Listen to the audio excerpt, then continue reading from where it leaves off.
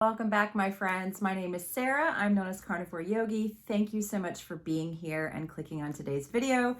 This video is an interview I did with my friend Phillip Meece, who is a retired military medic and really saw a deterioration of his health while trying to serve our country in Afghanistan. Honestly, I just feel like we really need to spread this message of hope and healing using a meat-based diet as much as possible. So I really hope that you guys enjoy this episode with Phillip Meece. One other little plug, Phillip Meece, because of his experience, which we're going to talk about in this interview, with deteriorating health and the unavailability of food overseas, is the inventor of the Carnivore Bar. And something really cool about Phillip that you guys may not know, he sent me a bunch of carnivore bars when my daughter first started going keto, and she loves them. My daughter, I have to hide these here in my office. I just have one in here right now, but we have a subscription that we get every month, but she absolutely loves them. And when I reached out and told Phillip, my daughter has non-speaking autism, he immediately sent me a bunch more carnivore bars. I mean, just an amazing guy with such a huge heart. And he's running a Kickstarter campaign right now to basically keep the company afloat. And so I really would ask you, if this interview touches you, if it helps anybody that you know who is suffering with poor health, please go and donate to that Kickstarter campaign. I will put a link in the information section below, as well as a tagged comment. And I promise you're going to be doing a really good thing for people. So please do head on over, support that Kickstarter campaign. And I hope you enjoy this video. Please share it out with anybody you feel could be helped. And I do highly recommend the Carnivore Bar. We love them. We get a subscription every month and they're absolutely delicious. So enjoy this interview. All right, guys, thank you so much for coming back and tuning in. I have a guest, and we were just chatting off camera that this is long overdue. This is Phillip Meece. He is the creator of the Carnivore Bar. Of course, I have like a box here in my office, like hidden away, because my daughter will eat the whole thing. But I'm really excited to have Phillip here today. He has an amazing story that we're going to talk about, and we'll talk a little bit about how the Carnivore Bars came to be and some cool stuff he's got going on right now. So Phillip, thank you so much for being here today. Oh, thanks for having me. Yeah. So let's just back up a little bit and talk about how you came up with this idea. Like, where did it come from? You have a really interesting story I think people will like. So it's kind of one of those stories where it's like you never really know where to start. When I was, a child, I was raised in Mongolia. Oh, wow. And I experienced firsthand, a culture that ate high fat animal base with the Mongolians. So they were nomads and they conquered most of the known world. Wow. And we came in, it was the 90s, and we knew better. And, who are they to argue? It's, it was in shambles because of its, previous management. They were swallowed by the Soviet Empire. Oh, wow. So when it fell, they were in a bad way. We came over to help, or try to help. And so we brought, margarine and all of our low fat diets. And funnily enough, we couldn't find the carb laden food that we were used to. And it was the healthiest I've ever been in my life. Wow. And fast forward to time served as a veteran in the military, I was a combat medic. And so I was eating really bad food, and I was on a course of antibiotics to prevent malaria, which, malaria is deadly. So, Yeah, you have to take those. Yeah. Yes. It's like, well, the Army did its best. I got terribly, terribly sick. And I tried to get good food over there in Afghanistan. And so I was in paleo, and I was like health hacking. I was doing some CrossFit. I was never any good at it, but I felt way, way better than I had before. And so I was trying to send jerky overseas, and it kept spoiling. the Connexes, the big metal shipping containers, they get really hot in the desert and then they cool at night. So it's these heat contractions that go up and down, and it condensed all the water on the outside of the bag of the jerky. And then it would spoil, then it would mold. Wow. So it was like the only food that made it over there was just pure trash. It was junk. And the MRE stopped you up. It basically stopped digestion from occurring. So we would just take the candy out of it and throw the rest away. So wow, it was profound dysfunction in health. Soldiers had like young 20-year-old kids had problems digesting their food, and they would get stopped up and they would ask for little red pills, because I'm the medic. And then, things, they were going and not stopping. And so they get a little brown pill, this is docusate and loperamide. And they were asking me to use pills to control this like horrible dysbiosis and dysfunction. Oh, wow. And I was like, wow, we got to do something about this. This is a disaster. And, dysbiosis and PTSD, the symptoms overlap like, oh yeah, that. Oh yeah. So I was like, man, we have to have healthy food. It needs to be ancestrally based, because I remember being healthy. I remember seeing these healthy people. They were poor, but they were healthier than us. I was like, well, what is going on there? And I remember when I came back to the States, boom, I blew up. I got really sick. My asthma came back. I was profoundly unhealthy. Then I cleaned up my diet, went paleo, did CrossFit. I was like, okay, I've got the answer. Now I'm good to go. And, I couldn't hold on to that health. As soon as I got exposed to a few stressors, it just disintegrated again. Yeah. I have to have a lifeline of good quality food or I will perish. And maybe I'm just a snowflake canary, fragile gut digestive system or something, but I cannot be without healthy food. Yeah. I don't think you're alone. I mean, I'm the same way. It's like, I don't know if you're around my age or not. I think we're pretty close to the same age, but I grew up and it was like antibiotics. The food that we ate was just, not the best. It was Pop-Tarts and all the fat-free stuff. And that's kind of how I grew up. And then it was okay until I became an adult. And then I had all these health problems. And I feel like this is like a new, it's a new thing going on with so many people that they're just, and I see it happen with people younger and younger and younger. And like you said, it's a dysbiosis, and the fact that you were on the antibiotics when you were in combat, I think that was like a double whammy to your digestive system. And yeah, it really is. Yeah. Like when a government agency is trying to formulate how much vitamin is in XYZ, they don't really care if it's bioavailable. Right.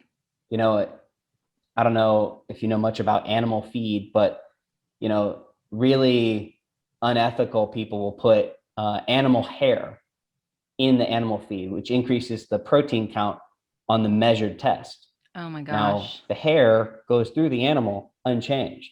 Wow. So they get credit for how much protein is in there, but it's just basically, it's nitrogen. It comes up as nitrogen when you burn it, but it doesn't go into the animal. It doesn't get absorbed. And so it's useless. So that's one of those kind of seedy tricks that kind of illustrates a lot of the problems with, non-bioavailable vitamins, like which you all know all about. Your channel is like dialing in all these different micronutrients. It's like, yeah, this is kind of critical. Yeah. It is. And it becomes more important. Like, I feel like the older that we get, it's just like, it's more and more important to understand bioavailability and are you absorbing your nutrients? Like, because a lot of people have malabsorption and they have no idea that this is even a thing, And so you can't really live off of an MRE for months and months. Not well. You basically, your strength, your health, your vitality, your focus, is all degraded. And so your ability to shoot, move, and communicate is directly hampered. And My mission as the medic is to conserve the fighting force. That's like on a little statue, and there's a combat medic helping a wounded soldier. It's like conserve the fighting force. So if you get shot, put them back on the front line. You maintain our ability to do our jobs. And for me, it wasn't bombs, it wasn't IEDs, it wasn't mortars. The biggest killer for me, I saw, was this nutritional deficit. It's like there's no good way to get good food on the battlefield. There's pallets of garbage and soda and sugar. And then what isn't garbage is minerally fortified and not bioavailable. So it's like, Yeah. And what kind of like, so physically the men were having issues with the restroom, apparently, like either constipated or the other way. What were you seeing with them mentally, and kind of like, what did you experience mentally was there a lot of anxiety, a lot of depression, insomnia? Like, let's talk about that a little bit. Sure. So all of the above.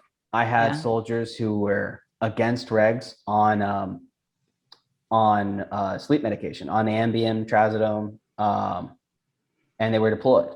And you were supposed to be not deployable, because if you need sleep meds to sleep, then if we ever get attacked, you wouldn't be able to muster because you'd be drugged. And so, I mean, that's a whole nother bag of worms, sleep meds. But I had soldiers who didn't sleep for weeks. I mean, they kind of laid down, but they didn't have restful quality sleep for the whole year. Wow. And so they started to just deteriorate. And so, I mean, I feel like there's my mission being compromised. It's like, we have bad food, we're not digesting it. We can't change the mission. The mission is what it is. But that was a little discouraging too. Yeah. We weren't really sure why we were there or what we were doing. We were trying to do this coin fight, which sounds good, and it would be good if we had a stake, and we stayed in the area, but we rotate out. We're changing areas constantly, so that the local people are meeting new people and they're making agreements. And then that soldier, that leadership team is moved. So they don't know if they can trust you. They can't build like long-term plans. And then they're rotating those soldiers back to the States. It's like, if we wanted to rebuild a country, like we would have to build roots, we'd have to stay. Like we did in Germany. Yeah. Like we have to own it, rebuild it, take care of it, have a point of contact that's interfacing with the people, that's not just a new lieutenant every single month. And so the mission itself wore on. We lost friends and we weren't sure why we were doing it. So the lack of purpose kind of, it interfaced with the bad health in a really negative way. So a lot of soldiers were very, very depressed, and rightly so. It's like, if you have clinical depression and it's like your life's great, but you hate it, then okay, there's something wrong.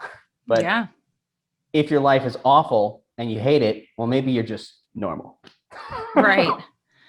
Yeah, I can't imagine how tough that must have been. It's just so many things going against them. And when you don't have the proper nutrition, you're not fueling your brain, you're not fueling your body, forget it. And, and your journey too, like electrolytes and dialing it in, it all gets messed up. Like if you have fluid loss, we give— You guys are in the desert. We give babies Pedialyte because they lose zinc, their magnesium, all their different electrolytes are messed up when you're constantly switching around your diet. And when you're having, constipation and diarrhea, you're getting the same kind of issues. It's like you're washing out your electrolytes, you're not functioning properly, you don't have the nutrients you need. And so, I tried to look at how to make, something really, really nutrient dense, shelf stable. And that's where like I really got into this deep dive into biochemistry, because it's really, really intense. Like a lot of the things that are the best for you, like salmon roe or, extravagant, health hacking things are insanely perishable. Oh Like, yeah. they're not even shelf stable for a week within very tight temperature controls. Yeah. And it's like, it has to be stay refrigerated. They pack it with dry ice. It's like you're getting this special sacred thing. It's like, oh, great. It's like, okay, now send, tens of thousands of soldiers to the desert and tell them that they have to survive. It's like, well, what do we send them? This Right. this $30 thing with dry ice isn't going to make it to the desert. No, absolutely not. Absolutely not. So when you got back, is that when you kind of were like, I got to do something about this? How did it all come about? You were just, your health when you got back was not in a good place. You were not in a good place. Like, walk me through that a little bit.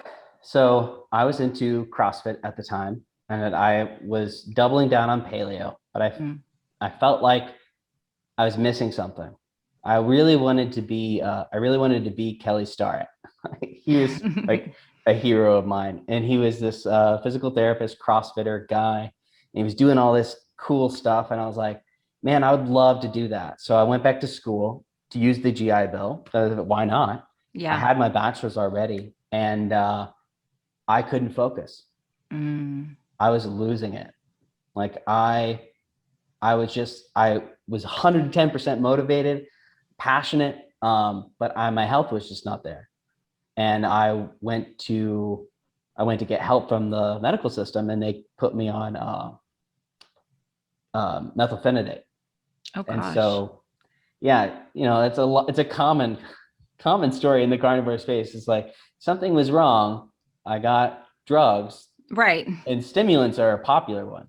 Mm. So they gave me methylphenidate. My anxiety got out of control. Worse. Yeah. Yeah, so it was a catch-22. Like, I needed the focus to get stuff done, but um, that was interrupting. So the more focused and the more stimulatory I got, I did start to get stuff done. But then my anxiety got out of control. Then I Mm. was anxious about not getting things done. So what do? It's an Yeah. endless vicious cycle, and I was unable to recover from my workouts. I was in this sympathetic state that was just like, there's only Yeah. so much you can do. You pour on more fire and more fire and more fire, and it's like, okay, we're at max fire. There's no rest or digest. Yeah. And so then it was just like, I was done. I couldn't recover. I'd do a workout, I'd be sore for 2 weeks or more. Oh wow. So it was all I could do to just stay alive and keep afloat, try to figure out what I was going to do. No way that I'm going to become a physical therapist with that kind of thing going on, because you need almost a perfect GPA. Oh wow. You need like 3.7 or higher. It's like, wow. So while all these health problems are happening, it's like, that's not going to happen for me. Mm. And so, I found, so I was kind of sad. I was going to be a medic in the civilian world, but the Army doesn't pay for paramedic. Really? Yeah. So I was doing paramedic level skills, but I'm not allowed to do them in the States because the Army doesn't spring for it. They do the EMTB. So I have to go back to school. Mm-hmm. And that's So, crazy.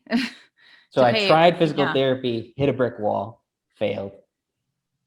I was doing medic, and I found Dr. Jordan Peterson. So that was when I was like, I need to make something of myself. I can't just like tread water. Treading water is not going to work. I need to, be some kind of hero, take some responsibility, and try to reduce the suffering of the world. Mm. Find something meaningful to do. And that was like, that was a big switch point. So I was in paramedic school. I was trying to find meaning. Yeah. It's Yeah. elusive. So Yeah. you got to find your life's goal. And I didn't know what it was. So, the first step for me, I was doing dirty keto and, discouraged and not very successful. I tried everything, EMF stuff, different vegetables, like Mm. organic, local, seasonal, like all the different variables. I bought an expensive bed. I did health hacking. Did checked my Dutch test. My hormones were just like high everything. And I Yeah. was like, oh shoot, what do I do? I did a gut microbiome. I had all kinds of dysbiosis, but no clear like this is what you should do. And I was like, so we had all this conflicting information, which I Oh think yeah. you know exactly what I'm talking 100%. 110%. And a lot of times people will get these tests and it's like, you know what? What are you going to do? You got to change your diet. Yeah. Like we got to just change the diet, you know? And yeah, but At people least don't know start what to there. change it to. Yeah. Yeah, it started with the diet. It's not going to cure everything, Right. you know, but it's a good place to start. If you're eating food that's setting you off, then you know you're Yeah. never going to get better. Yeah. So that was lost in the weeds, health hacking from 2014 through to 2016. Discovered Peterson, tried to get my life together, and I was still drinking alcohol at that point. You know, doing dirty keto plus a craft beer or two. Oh yeah, It there was you like, go. Why isn't this working? yeah, it's like, well, then I knew that it was my beer that was why I wasn't, you know, it wasn't the vegetables. Right. It wasn't the seed oils. It wasn't the healthy processed foods. It was certainly that one beer that I have every once in a while. Right. That was what's keeping me back. So it's my own fault. You know, I just accepted that, and it was all on me. So in my search for meaning, I decided that I was looking around for ways to do something meaningful, and my cousin had really bad non-alcoholic cirrhosis of her liver. Oh wow. So she needed a liver donor. So I volunteered. What? Yeah. So I wanted to, yeah, I could show you the scar if you want. Yeah. Oh my gosh. Wow. I did not know this about your story. Okay. Wow. So trying to find meaning. Wow. Here's my cousin dying. It's like, well, thanks. Here's your meaning. This is what You I know, do. Yeah.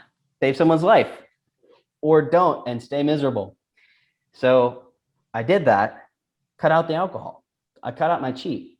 I ate super, super clean. Everything was a success. She's doing healthy. She's healthy. She's doing great. So I'm like, yay, touchdown. It's like, at least have a checkpoint. At least I've done at least some good. Yeah. In the world. So my life is not a complete waste. But, you know, just kind of emotionally ego wise, I know that's vanity to say, but I get it. something amazing happened though, because when I dialed down my diet to just meat and vegetables and super ultra clean, because, you know, let's face it, I'm polluting the liver that I'm giving to someone else. I'm gonna hurt them by, right. So that compassion is a better motivator for me than discipline. So yeah. that helped me. I get it. Yeah. That helped me clean up my diet. And I realized that I'm still inflamed. I'm eating nothing but like green leafy vegetables, fresh from the farm, that's local, that's organic, that's super organic. It's just like ridiculously clean. And I'm eating grass-fed, grass-finished beef and nothing else. And it's like, there's still a problem. Wow. So that was like big light bulbs. And that was 2018. And July 2nd, 2018, Jordan Peterson, who I've been following, trying to get my life together, he goes on Joe Rogan and says, well, so Michaela yep. had this phenomenal experience, which was mind-boggling. And I was like, oh, wow. And then so I found Sean, then I found Amber O'Hearn, I found all the OG carnivores, and I was like, and then I found Kelly Hogan, and I found the Anderson family, and I was like, they've been doing it for 20 years and through pregnancy. Yeah. Like, as a medic, I know what that means. Like the neural tube as it's forming, the encephalization, like the baby is like a donut with 3 layers, the nervous tissue, the muscle, and the skin. And so then it kind of turns into a baby. It's like that is incredibly demanding nutritionally. Yeah. And they did that on an all meat diet. Right. That should be impossible. With our current understanding, that should be impossible. If there was going to be a deficit in vitamins or minerals or essential nutrients, it would show up in the baby. Yep. And I mean, that's just the horrific baseline. It's like fetal alcohol syndrome is because you're introducing that toxin right at that very vulnerable moment. Any kind of nutritional deficit in that moment is going to harm the baby. Yep. And there's all these carnivores having perfect pregnancies, having super healthy babies. It's like, okay, wow, interesting. So we don't know anything about nutrition. Right. Right. So I just took the next step because like I've been on this health journey. I had this lingering remainder. It's like, well, I cleaned up my diet, super, super strict, and something was still not right. And then there, Jordan Peterson is like, hey, have you tried this all meat diet? And I'm like, yeah. And I remember he said he had tried at first like meat and greens, like that was his diet. And then because of Michaela, they cut the greens out and he was like, so instantly, like my mood elevated, depression gone. I was motivated, brain fog, my anxiety went away. I started losing weight. You know, I'm not super lean. I just showed my belly, but you know, I'm happy and I'm functional. yes. And I can work out again. So I can do CrossFit. So for me, that's success. Yeah. If I can function and I can move and I can feel good. Wow. I mean, I thought those things were a pipe dream. Yeah. Yeah, I love that. And I feel like so many people can relate to that. I definitely can because I always had this crippling depression and anxiety and was on so many different medications and just thought like, well, this is just how it's going to have to be. You know, I'm just going to have to take these medications. And I didn't want to. I mean, I don't know about how you felt when you were taking medications. You just, you know, number one, it never really fixed the problem. It would create other problems. And then number two, it's like I'm taking pills all the time and it just doesn't feel good. Feels like a Band-Aid. Like it's not a real solution. It solves a symptom, but it doesn't get to the root of it. And that's really all our medical system is interested in doing. Yep. And it's extremely profitable. Yep. And it's not going to change unless, you know, we advocate for something different. Yeah. Which is what I'm trying to do with the Carnivore Bar. Yes, absolutely. And I remember I first came across the Carnivore Bar. I was about to go to Bali because I had just become carnivore very beginning of 2019 and it was working so well for me. And I was just like, oh my gosh, this is amazing. But I was going to Bali for a vegetarian retreat. It was a meditation retreat. I wasn't going to go vegetarian. It was like I wanted to go for the meditation. And then I found Carnivore Bar, and that's when I started following you guys and backed your first Kickstarter campaign. But it wasn't in time for my trip. But luckily, I was able to smuggle a ton of beef jerky over to Bali and get them to cook me eggs instead of eating all the vegetables and stuff. But I mean, it's like I lived on eggs and beef jerky for a week. I lost some weight, you know, but it was like once you get off of those medications and once you actually experience that clarity, I mean, you don't want to go back. Like you it's euphoric. Yeah, you don't want to go back. You really don't. I've had a lot of health mishaps in my life. And like the first one with CrossFit, I had asthma. I was on 3 different medications every day. So I had just lots of inflammation. And I did this high intensity workout, but short duration. High intensity, short duration, hit. Yep. And my asthma went away. And I thought it was cured. I was bulletproof. I was invincible. Joined the army, ran smack dab into another wall.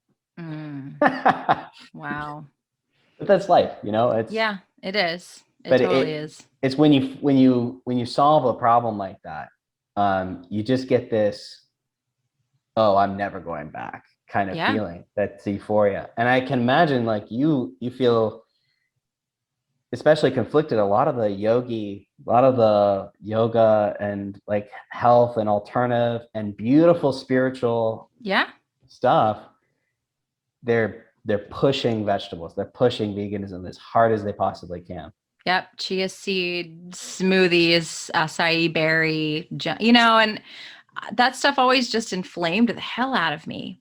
And I remember there were these two ladies on the retreat that they were not normally vegetarian, but that was like all that was available to them. And by the end of the retreat, is we're meditating like 8 hours a day. Like we're mostly alone meditating in our rooms, but our rooms are like right on the ocean. I mean, it was amazing. Cool. Yeah, it was amazing. But by the end of the trip, when we were like at dinner or we were talking, we went on a hike one day, they were like, my digestion has never been worse. Like, I'm so gassy. I'm so bloated. I feel exhausted. I feel terrible. And I was like, yeah, you guys are like wondering why I'm having them make me eggs at every meal and just eating the eggs and eating beef jerky in my room in the afternoons because I don't want to feel like that, you know? Yeah. And it's like the part of the reason I started my whole page and my account is because I wanted people to know that you can meditate and do yoga and, you know, seek spiritual things and eat meat. Like you absolutely can. And in Right. fact, like I just had an interview that I put out today with a guy named Rob Stewart. I don't know if you've heard of him. Sounds very Um, familiar. yeah, he was actually a vegan YouTuber and switched to carnivore while he was in the middle of like tons of followers on YouTube. His health just deteriorated, but he's also a yoga teacher, meditation teacher, has a big background in that. And we were both talking about how we've never really felt more connected, more Hmm. grounded. You know, it's crazy. It's really enlightening because you realize how much death there is and just habitat destruction. Like Mm-hmm. when we grow monoculture crops, it's like it's a giant field that's all one thing. There's Yep. no there's no life other than that crop. So all the corn and all the soy, you've replaced life with this just field of chemical death. And Mm-hmm. so like all the animals that have to be killed to make those crops is it's a massive death toll. And Yep. it's hard on the ecosystem, it's hard on the soil, it's hard on the water tables, the runoff from those fertilizers destroys local rivers and streams. It's just like the death is almost unfathomable. And you look at how it's accounted and you're like, well, the rain that falls on the crops doesn't count for the water that the crops take. And, that's measured, the water that they sprinkle on those crops is counted against them. But all the water that falls on the cows is counted against them. Mm-mm. It's just like, Yeah. somebody's playing soccer, somebody else is playing basketball in the same field. It's like this is just ludicrous. It's like you're not comparing apples to apples. The cow Yeah. is not going to go on vacation and pee somewhere else. Right. It's going straight down. It's going Yeah. through the cow. And when they create healthy soil, that moisture stays in the ground. Yep. And so it's like if you want to save the world, if you want to save life and you want to respect the animal that had to sacrifice its life for you, you should be an ethical carnivore. Yeah, support regenerative agriculture. I mean, that's why White Oak Pastures, they're right a couple hours south of me. I buy a ton from I them. saw your haul. It was Oh huge. It my was like gosh. Yeah, on your banister there. It was I like, put it on the inside of my house was really dirty. So I was like, let me just take this whole haul outside and just film it. it's Um, beautiful. Thank you. Yeah, I love, and the meat there just tastes really good, and you can find, this is the cool thing now, you can find farmers and you can go to www.eatwild.com and connect with a local farmer. I mean, I get a farm delivery Yeah. every week now for my eggs and cream, and just, we do get produce for the family, and it's not so hard. It's not as hard. And it really does make a big difference, and then when the vegans come at you, it's like, okay, tell me how that almond milk smoothie you're drinking is better for the environment than me working with a farmer and really trying to support and heal the land. I mean, like, let's really just talk about this. Like, go ahead and throw your throwing stones and you live in a glass house, But yeah, almonds are probably the worst Mm-hmm. culprit in the world, with the mercenary bees that they have to hire to pollinate.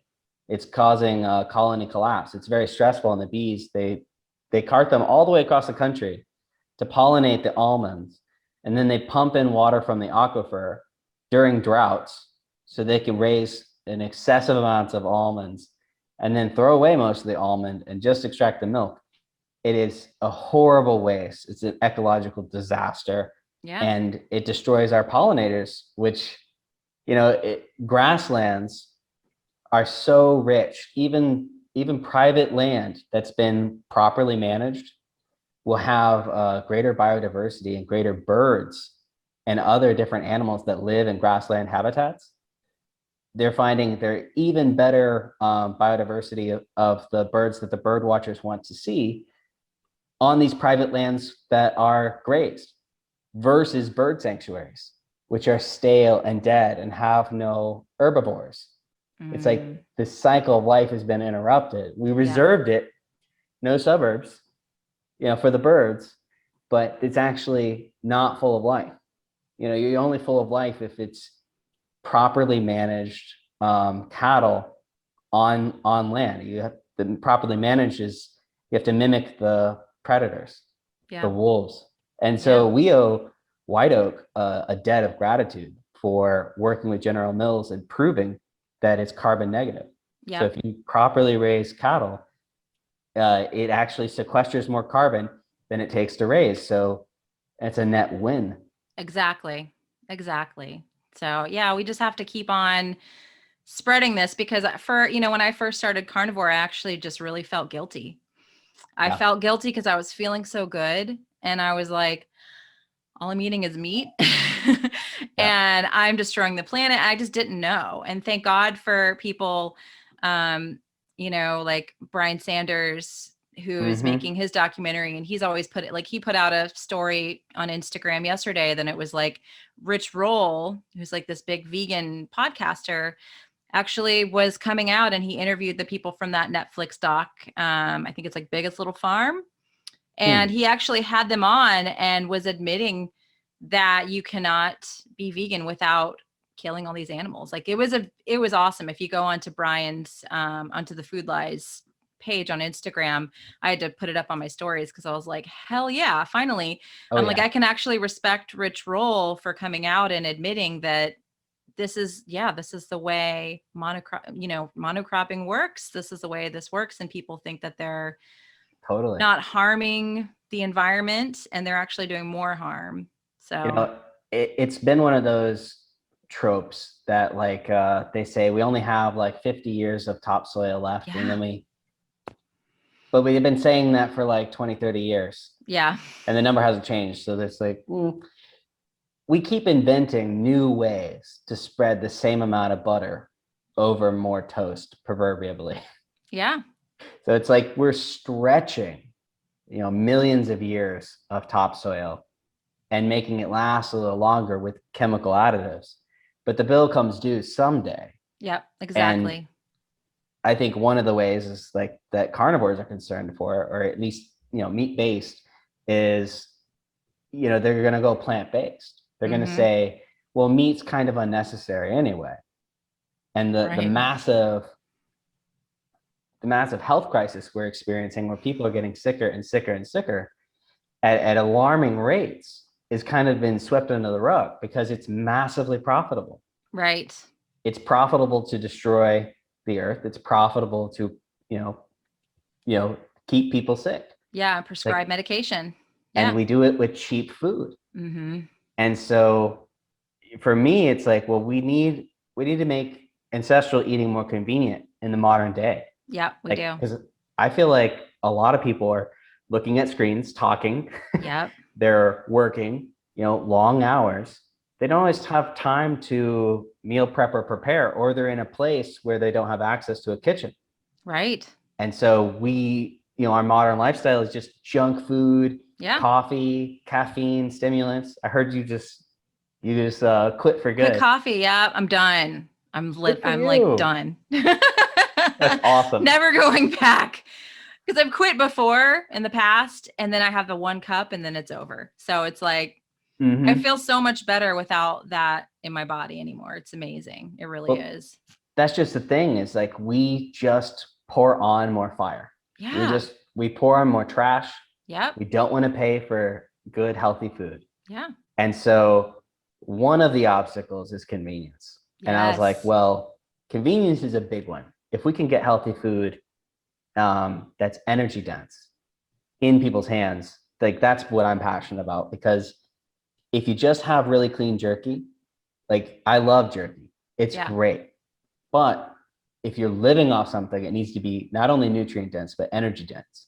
Yeah. And the thing is, like, I have the carnivore crisps and the carnivore snacks, and I love those, Mm-hmm. but I'm hungry after I have those. These bars, I mean, I actually had one today for breakfast because I knew we were talking, but like, this is a full meal right here. I mean, Yeah. it's awesome. And my daughter has them every morning for breakfast because we're busy. We're running around and like trying to get everything ready for school and pack lunch. And I could just give her one of those for breakfast. And she loves it. She loves it. She would eat 4 of them for breakfast if I would allow it. But it's like, you don't need to eat 4 for breakfast. But yeah. And even though, I mean, I have a kitchen, I have everything, the grill, the air fryer, the cast Mm-hmm. iron pan. It's just when you're busy and you're trying to get out of the house and you've got the morning so hectic, it's just so easy to grab that. And then not to mention people who are out like hiking and camping and, um, it's hard to travel with nutrient dense foods. It Yeah. really is. And if you're a soldier, or if you're an Yes. EMT or a firefighter or a cop or any of those professions, or a nurse, Mm-hmm. there's a nursing shortage. And a lot of people got burnt out from COVID. So it's Yeah. like, there's so many people who just don't have time to eat healthy. And a Yeah. lot of those people, especially in the healthcare, it's ironic because, I was standing in the ER doing rotations through my paramedic school, and there was a free cake because someone was Mm-hmm. retiring. And then right next to the free cake, there was a free pizza that someone had ordered and just left the extra slices for the staff, which is all really kind and thoughtful. Yep. But then we had a patient with alcoholism. Then we Yep. had a patient with dementia. Then we had a patient who had diabetic emergency. And I think we had one broken arm, but it was like, metabolic issue, metabolic issue, Yeah. metabolic issue, metabolic, and then one injury. It was like, and then I watched all the nurses and doctors stuff their face full of carbs, and they're overweight. They're not particularly healthy. They're No. stressed, but they're angels. Like they Yeah. are there day in, day out, doing 12-hour shifts, Mm. just opening their hearts, caring for these people who won't care for themselves. And it's like, yeah, but this is a band-aid. This is back to Yeah. this is another band-aid. It's like, this is not the root of the problem. And I was like, I was looking for something to eat, doing jerky, doing cheese. And I was Mm-hmm. like, no, I don't feel so good. And I eat You're lots of still, yeah, cheese. you're still hungry when you eat jerky and you eat cheese. It's not satisfying at all. Yeah. And it's like, I've eaten at a time. I've OMADed carnivore bars. I've eaten 5 at a time. Oh, yeah, that sounds, I could do that. But that's all I ate that day. Yeah, I could see And that. I could see that being fine. I mean, I had one this morning at like 8 o'clock. I usually don't eat breakfast, but today I was super hungry. I had one at 8 o'clock, and here we are almost 2. And I haven't had an urge to eat anything else today. I will, because that's only like, it's not enough food for the day. I will have more food this afternoon, but like, it sustained me. I went swimming with my sister and her daughter this morning, was real cool. active. And I'm like, it's almost 2 o'clock and I'm cool. I'm not starving. Yeah, there's a different amount of what you can eat as a carnivore. Yeah. I've seen people lay out 3 ribeyes and just Oh, like yeah. go to town. It's like, well, if that's a meal, then Yeah. well, one carnivore bar isn't. But Right. that's not a normal meal. That's a Right. No. carnivore meal. Yeah, So exactly. one of the things that, there's 2 different routes to go here. There's, we're expanding our business on Mhm. Kickstarter again to try to reduce the price, because we want people to be able to have this as an affordable carnivore tool or a low carb tool, or just trying to eat a little bit healthier. Yeah. But the second is like, if you were on a desert island, what would you want to eat day in, day out to sustain you? Yeah. There's not an option. Mm-mm. And if you're a carnivore, that's double or triply true. Yep.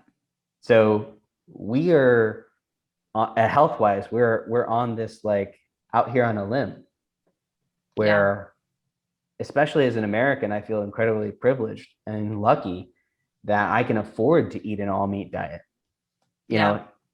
And price is one of those things on the Facebook groups. It comes up every day. Oh, all the time. How can you afford that diet?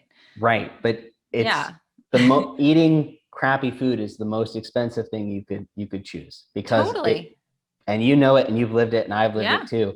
It wrecks your health. And the health is not just another one of those wealth flexing kind of things. It's your means by which it's your vehicle for the world. Yeah. It's the means by which you gain more wealth through your labor, through your mind, through your creativity. It's like, if you don't have your health, if you don't have your mind, especially, in the 21st century, you don't have a hope. Yeah. And so cheap food is probably the most expensive allocation of resources you could do. Yeah. I mean, ask anybody who's sick and who's in bed and can't get up and can't do what they want to do. How much would you pay to have your health back? I mean, there's not a price. And I have people, have clients that come to me and they're like, well, there's still, I'm not going to start because we still have this, and this in the house, and we'll just wait till we finish it. I'm like, okay, let's really break this down. When you have eaten those foods and how crappy you feel after you eat those foods, how much would you pay to not feel crappy? $20, $30, $50, $100? I'm like, you're paying me my rate right now to sit here and talk to me. And how much is that food actually, when you spend money on it, how much does it cost? And how much would you pay to not feel that way? Like a Snickers bar is about $1. I would pay $50 to not feel the way that I feel after I ate a Snickers bar. You know what I mean? So we really have to look at it differently. You know? And I want to make it as affordable as possible, but it's also no water. There's almost no water in a carnivore bar. It's condensed meat, so it's dried. And rendering tallow there's basically no one who does grass-fed, grass-finished rendered tallow well. It's very hard to find. Like, you can do it yourself. Yep. And you can find the trimmings. It's not the problem. The problem is getting the genetics right and taking the time, because every single animal has a different fatty acid profile. And the fat from the belly or the ribs, if you ever made short ribs, it's very different than like the suet or the tallow from the kidney fat. Oh yeah. It's like, well, if you make it all suet, it's like eating candle wax. Exactly. But if you make it all muscle meat, then it's just melting and falling apart. Right. It disintegrates. So it's this horribly tricky balance. And if you overdo it, then it's too heat sensitive, has too much PUFAs. If you get the wrong breed, it'll taste like wet dog. Wow. So we have to get the right genetics. We have to take the very, very, very careful time. Otherwise, it doesn't taste right. And so doing all of that the right way, putting it in stainless steel containers versus plastic, using no plastic or little as possible. There is a tiny bit of plastic in the metallized film. And that's because if any moisture, or oxygen gets through, then it spoils. The original was actually a rawhide bag, which is unfinished leather, with tallow poured in the top. Oh wow. That's how they sealed it. I actually have it just around the corner, if you don't mind. Oh yeah, show me. Yeah. Let's take a look. So this. Oh, wow. Okay. So this Awesome. is ancient technology. Yeah. So it's rawhide that's been painted. Wow. I mean, these are just leather throngs. Yeah. And I did this for the original video. This is pemmican. Mm. You can see. Yep. So they make it little balls, and then they would take it, and then they would pour liquid tallow over that, and that would create an airtight seal. But this is Wow. like completely unhygienic, Yeah. not food safe. You know, this is a fun arts and crafts project. Right. It's not a business. Right. Absolutely. So Yeah. we have to make it modern and convenient, Yep. but we need the ancestral food. And Yeah. so all of those different constraints have made it really, really expensive. I've basically just been losing money. Wow. Wow. So at the beginning of 2021, we started to break even because during the pandemic, we sold out. Wow. You know, people asked for stockpiles during the panic. And I said no, because people offered me a whole Bitcoin. I said no. Wow. Wow. Because carnivore bars are more valuable than Bitcoin. Wow. They're more valuable than money. You know, they're to us, they're life. Yeah. So, you know, I can only make so many. Yeah. I can't, it's a high technology process because I can't add any chemicals. If I added any chemicals, the same ones in the MREs that made me sick, yeah, then people like us couldn't eat it. Right. It'd be useless. Yeah. So I have to do it low and slow, painstaking, step by step. And it just is horribly expensive, but we're breaking even, you know, for the first time this year. Yeah. So for us, you know, we need a profit margin. Yep.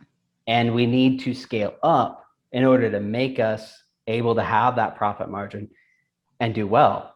You know, we have a product, people like it. People liked the honey bar. Yeah. Did you like the honey bar? Yeah, it's good. It's really good. Yes. There's only 3 grams of carbs in it, so we didn't go crazy with it. Yeah, that's what people don't understand. They think it's got like a ton of carbs. It's 3 grams, you guys. It's but it's fructose delicious. is pretty sweet, and so I made it for people who are carnivore adjacent, who are meat based, who are exploring a little bit, but not people who, you know, want it to be a meat based Snickers bar. It's like, I'm not making a Snickers bar, but I'll make something, you know, for kids, for people who want a little bit more of an ancestral food. That makes sense. So for this campaign, like, we're introducing more of what people have asked us for. Yep.